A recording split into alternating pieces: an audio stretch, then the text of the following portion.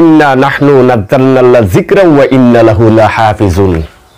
আলোচনা করছি জেল থেকে লেখা শহীদ মাওলানা দেলাওয়ার হোসেন সাইদি রচিত ভাঙ্গানুবাদ আল কোরআন থেকে সূরা বাকারা আয়াত 90।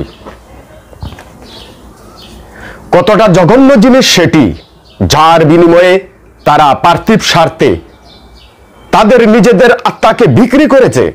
কেবলমাত্র ঈর্ষা, গোলামি ও অহংকারের বশবর্তী হয়েই তারা মহান আল্লাহর নাজিল করা জীবন বিধান আল কোরআন ও এর বাহককে অস্বীকার করেছে।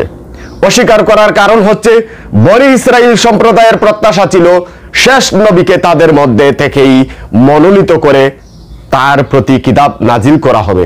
কিন্তু মহান আল্লাহ তার বান্দাদের মধ্য থেকে যাকে চান তাকে নবুয়তের জন্য মনোনীত করে তার প্রতি অনুগ্রহ করেন। শেষ নবী ও কোরআন অস্বীকার করার কারণে তারা নিজেরাই মহান আল্লাহর কাছ থেকে ক্রোধের উপর ক্রোধ ডেকে এনেছে। আর সত্য প্রত্যাখ্যান ও অস্বীকারীদের জন্য রয়েছে লাঞ্ছনাদায়ক ভয়ঙ্কর শাস্তি।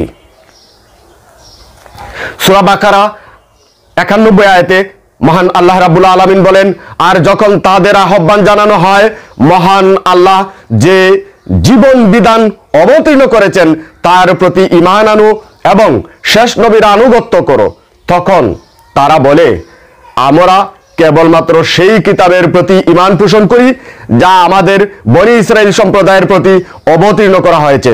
তাদের সম্প্রদায়ের বাহিরে যা অবতীর্ণ করা হয়েছে তা তারা অস্বীকার করে। কিন্তু যে কোরআনকে তারা অস্বীকার করে তা এক মহাসত্য। এ কোরআন বনি ইসরাইল সম্প্রদায়ভুক্ত নবী রাসূলদের কাছে নাজিল করা আল্লাহ বাণী সমূহের সত্যায়নকারী। হে রাসূল সাল্লাল্লাহু আলাইহি ওয়াসাল্লাম, আপনি বলে দিন, যদি তোমরা আল্লাহর বিধানের প্রতি ঈমানদারই হয়ে থাকো তাহলে ইতিপূর্বে প্রেরিত আল্লাহর নবীদের কেন হত্যা করেছিলে?